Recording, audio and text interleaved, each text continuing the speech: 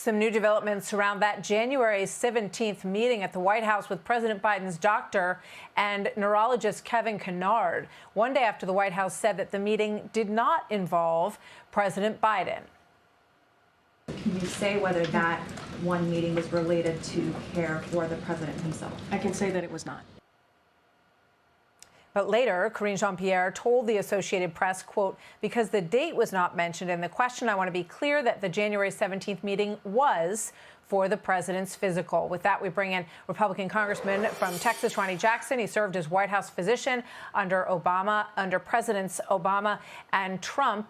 Congressman, good to have you with us today. Thank you, Martha. How significant is that correction there on that January 17th physical, and who attended? Well, I think it just adds fuel to the fire, Martha. We feel like already that we can't believe what the administration's saying sometimes, because they come out and they either actively lie to you or they try to spin the facts and make you believe something that's not true. And I think that the press secretary's been doing that for a long time now. I think that it's inappropriate at this particular point, with all the concerns surrounding President Biden's health, that she's up trying to brief the press and brief the American people on what may or may not be going on with the president. This is Dr. Kevin O'Connor's job.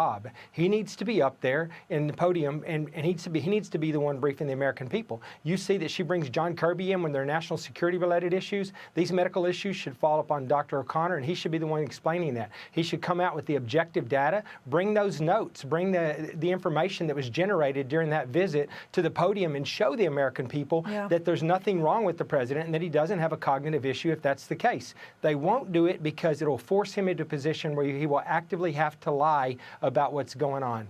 That's where the cover-up's been. How difficult is that position to be in, having done it for two presidents? Because obviously you build a relationship with the president with whom you work for. I mean, how hard is it to be forthright if you know that there is something wrong? And, you know, one of the questions I have for you, I was interviewing someone else yesterday, and they said, well, what about that secret trip to Walter Reed? We never got any details on why President Trump went that day, and it wasn't on the calendar. So how do you weigh those things?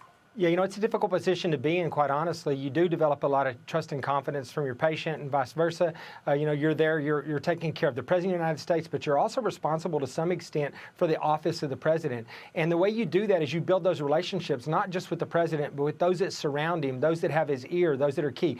The First Lady, the Chief of Staff, the other members of the family, the other members of the cabinet that the President trusts. You have to build those relationships, too, so that when these tough conversations come up about we need to be forthcoming with this information and we need to level with the American people, we have a responsibility to do this. Or maybe even the really hard conversation that you don't need to be running again, that we need to step down and let somebody else do this. That's where you really, you know, that's where your relationship is key, and you have to be able to do that. So it's difficult to do, but this person has a responsibility in both ways. And I'll tell you, I was on active duty there. I was a Navy admiral that was serving on active duty in the White House, as was my predecessor. Dr. Kevin O'Connor's a civilian, and they brought him back. He was on active duty when he was Vice President Biden's physician. Then he was out for 4 years, and they brought him back. And they brought him back because I think that, in my opinion, they can trust him to say or do anything that needs to be said or done to cover up anything that needs to be covered up. I truly believe that, and I think that there's key people that have been responsible for this. He and Jill Biden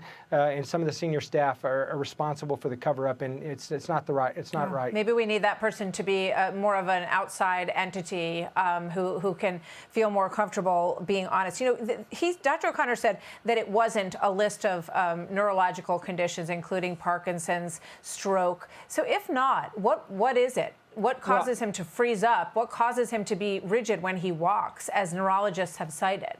Well, if it's not Parkinson's, and it's something very similar to Parkinson's disease, right? And I think he was very specific to say it's not Parkinson's disease and it's not stroke. Well, you know it's not a stroke, but, you know, it is something similar to Parkinson's. And there's a lot of diseases out there that are, you know, that are involve movement disorders and cognitive dysfunction that are very similar to Parkinson's disease. And I think that's what they're doing. They're playing games with the words. And I think that there is something going on. They're just not being truthful about it. And that's why he needs to stand up, and he needs to have people with a medical background in the press briefing room asking him the questions and elaborating on that. Okay. Congressman Jackson, thank you very much. Good to have you here, sir. Click here to subscribe to the Fox News YouTube page to catch our hottest interviews and most compelling analysis. You won't get it anywhere else.